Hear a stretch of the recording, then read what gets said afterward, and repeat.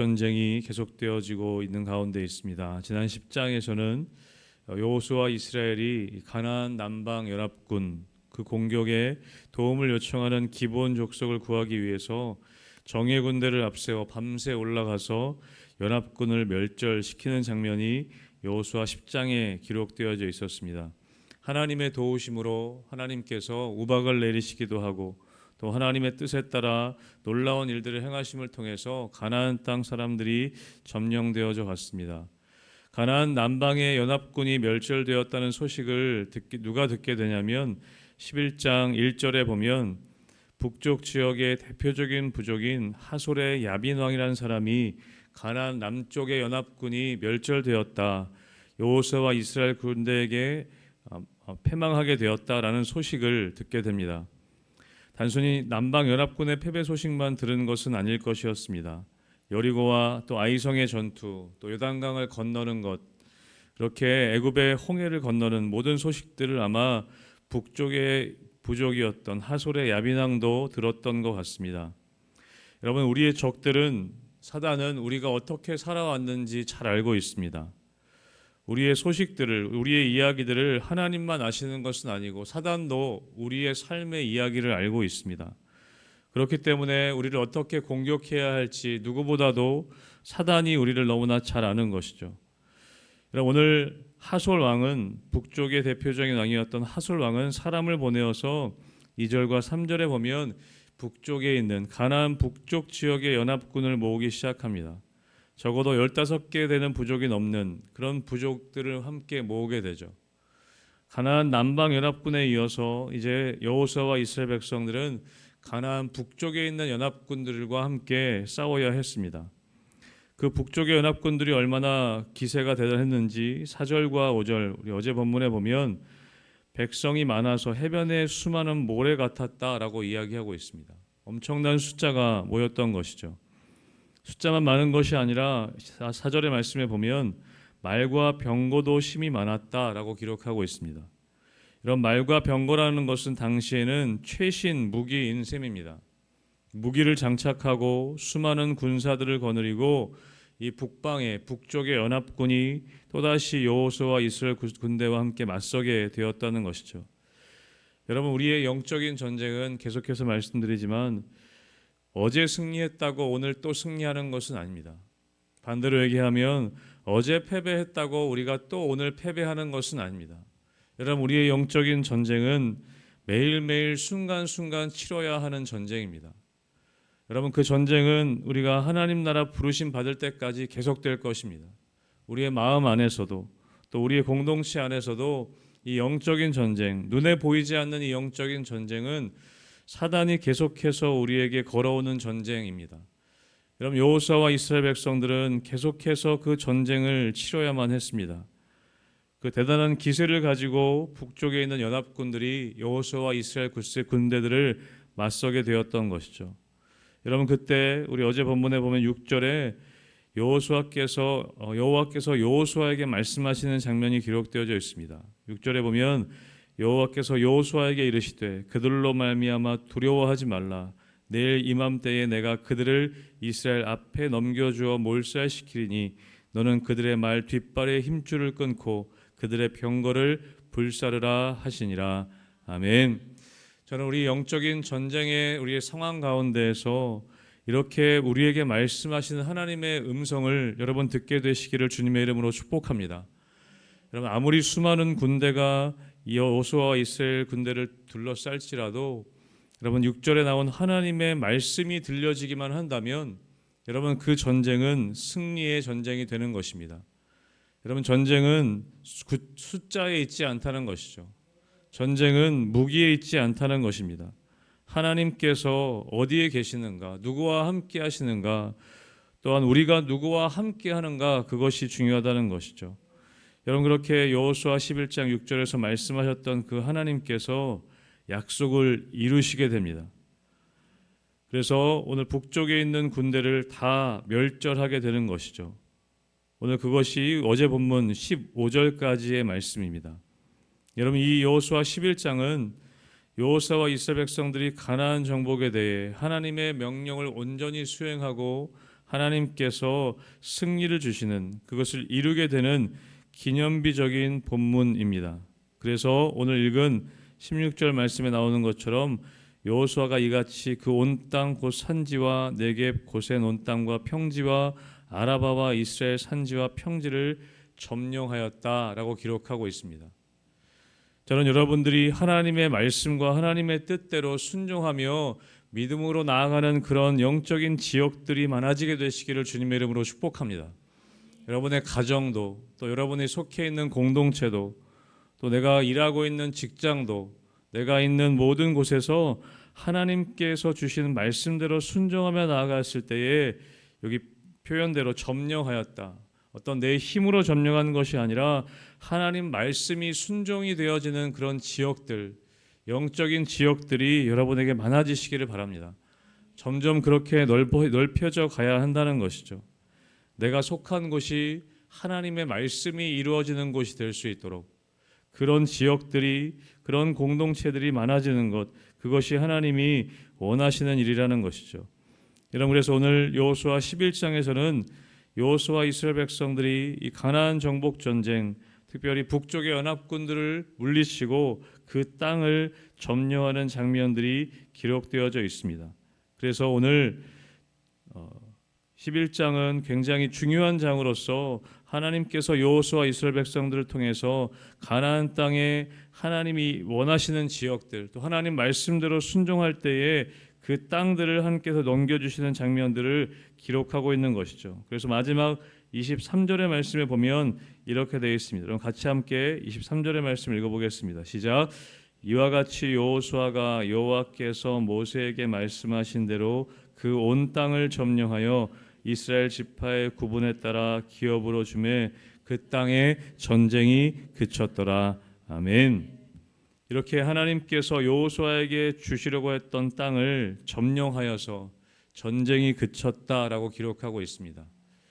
여러분, 그런데 오늘 또 한 가지 좀 살펴볼 것이 있습니다.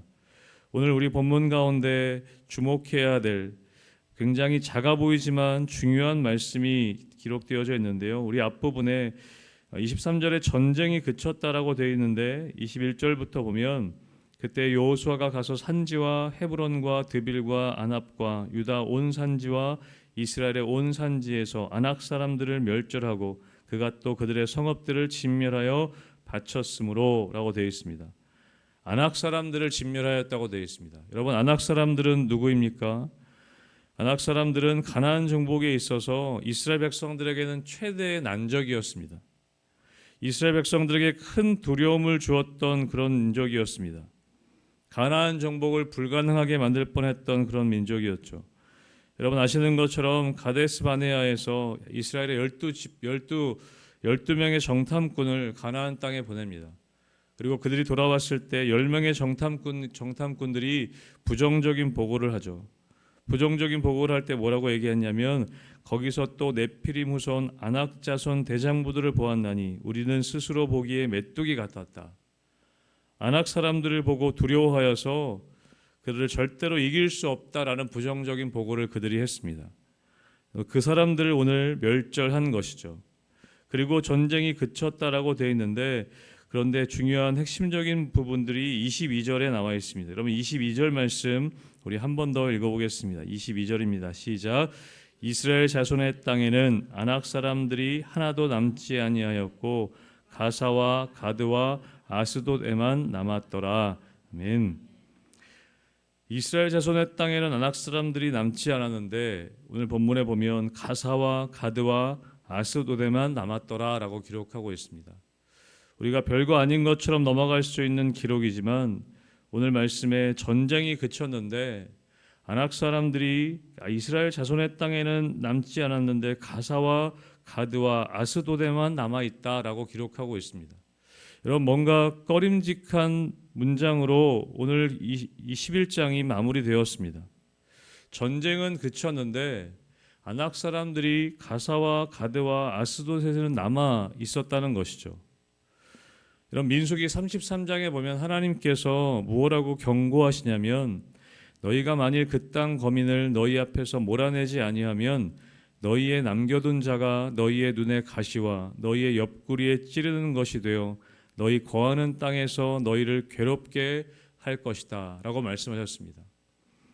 너희의 적들을, 그 땅의 거민들을 남겨놓으면 나중에 너희에게 문제가 될 것이다 라고 하나님께서 경고하셨습니다. 여러분, 그런데 전쟁이 그쳤는데 오늘 읽은 것처럼 아낙 사람들이 가사와 가드와 아스돗에 조금 남아 있었다라는 것이죠. 여러분, 이것이 별거 아닌 것처럼 보일 수 있지만 약간 남겨둔 그 사람들이, 그 민족들이 여러분 나중에 어떤 결과를 초래하게 되는지 우리는 역사서를 통해 우리는 보게 됩니다. 여러분, 가사는 어떤 곳일까요? 여러분, 가사에서 어떤 인물이 나올까요? 사사기 16장에 보면 삼손이라는 사사가 나옵니다. 여러분, 삼손이 가사에 가게 됩니다. 오늘 본문에 등장하는 이 가사, 블레셋 땅의 가사에 가게 되는데 거기서 누구를 만나는가? 한 기생을 만납니다. 들릴라를 만나게 되죠. 여러분, 들릴라는 가사 사람이었습니다. 여러분, 삼손이 나중에 가사에 가서 그 여인에게 마음이 빼앗겨서 나중에 어떻게 됩니까? 블레셋 사람들이 삼손을 붙잡아서 눈을 빼고 가사에 내려가서 놋줄로 매고 그에게 옥에서 맷돌을 돌리게 하였다라고 기록합니다. 여러분, 삼손이 나중에 가사에 끌려가서 가사에서 종처럼 조롱당하고 어려운 일을 당하게 됩니다. 여러분, 천하의 삼손이 유명한 그 이방 여인이었던 들릴라를 만나는 곳이 바로 가사라는 것이죠. 여러분, 여호수아가 남겨놓은 사소한 것, 작은 것인데 그 이스라엘의 가장 강한 사사를 삼키게 하는 자리까지 이 가사가 성장했다는 것입니다. 커져갔다는 것이죠. 여러분, 오늘 본문에 등장하는 또 가드는 어떤 곳일까요? 가드. 여러분, 들어본 적이 있을 것입니다. 사무엘 상에 보면 다윗이 골리앗이라는 장수를 만나게 됩니다. 여러분, 그럴 때 골리앗에 대해서 뭐라고 소개하고 있냐면 블레셋 사람의 진에서 싸움을 도두는 자가 왔는데 그 이름은 골리앗이요 가드 사람이라 라고 기록하고 있습니다. 그럼 여호수아가 남겨놓았던, 이스라엘 백성들이 남겨놓았던 그 가드 땅에서 이스라엘 군대를 조롱하는, 하나님의 백성을 조롱하는 골리앗이 그 가드 땅에서 나오게 되었던 것입니다. 여러분, 또 한 군데, 오늘 아스돗이라는 지역이 있습니다. 아스돗은 어떤 곳일까요? 사무엘 상에 보면 이스라엘과 블레셋이 전쟁을 하게 됩니다. 이스라엘과 블레셋이 전쟁할 때 하나님의 궤를 가지고 전쟁터에 와서 함께 싸우게 됩니다. 여호와의 궤가 있으면 이길 거라고 생각해서 하나님의 궤를 부적처럼 생각했던 것이죠. 그런데 블레셋에게 그 전쟁에서 지게 됩니다. 그리고 어떻게 되냐면 그 여호와의 궤가 블레셋 사람이 하나님의 언약궤를 빼앗아 가지고 에벤에셀에부터 아스돗에 이르니라라고 되어 있습니다. 그 블레셋 전쟁에서 패하고 나서 하나님의 언약궤가 아스돗에 있는 다곤 신당에 들어가 다곤 옆에 하나님의 궤를 두게 되는 것이죠.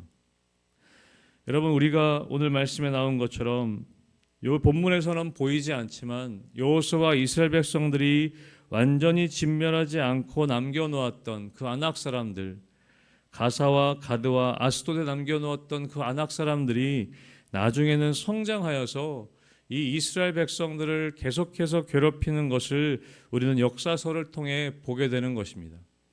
여러분, 여호수아와 이스라엘 백성들은 몰랐을 것입니다. 이 가사와 가드와 아스돗을 통해서 이스라엘이 나중에 얼마나 괴롭힘을 당하게 되는지 여호수아와 이스라엘 백성들은 알지 못했을 것이죠. 여러분, 오늘 본문 가운데 하나님이 이 말씀을 기록해 놓은 이유가 무엇일까요? 가사와 가드와 아스돗에만 남겨두었다. 여러분, 남겨두어서는 안 된다는 것입니다. 여러분, 뒷부분에 보면 13장에도 그런 말씀이 있습니다.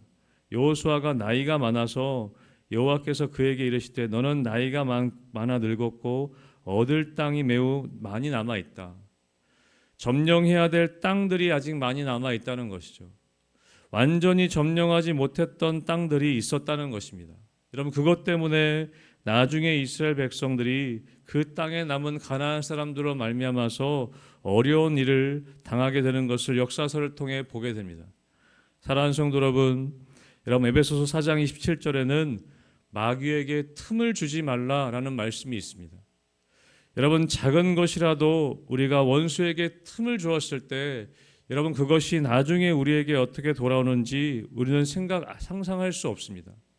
우리가 남겨놓은 죄악의 뿌리들과 우리가 남겨놓은 죄악의 습관들이 내가 아니어도 나의 자녀들에게 어떤 영향력이 있을지 우리는 알지 못합니다. 여러분, 하나님께서는 가나안 땅을 점령할 때 분명하게 말씀하셨습니다. 하나도 남기지 말고 멸절하라고 말씀하셨습니다. 여리고성을 점령할 때에도 남김없이 멸절하라고 말씀하셨습니다. 여러분, 그것은 우리뿐만 아니라 우리와 함께하는 공동체와 우리 자녀들, 우리 후손들에게까지 그 영향이 미쳐지기 때문에 그렇다는 것이죠. 여러분, 여호수아처럼 이 정도쯤은 내가 컨트롤할 수 있다라고 생각하는 부분이 없는지 우리는 돌아봐야 합니다. 여러분, 그것을 그냥 두면 여러분, 거기서 들릴라가 나올 수도 있고 여러분, 골리앗이 나올 수도 있다는 것이죠. 여러분, 우리의 삶 가운데 우리가 끝까지 뿌리 뽑아야 하는 죄악의 습관들과 죄악의 모습들이 있다면 여러분, 하나님께서 말씀하신 것처럼 여러분, 끝까지 그것들을 우리가 끝장을 봐야 하는 것입니다. 죄의 문제에 있어서는 그렇다는 것이죠. 여러분, 그래서 어떤 책에 보니까 남겨진 불순종은 우리가 순종에 있어서 100% 순종하지 않는 것, 90%의 순종 또한 불순종이다라고 이야기합니다.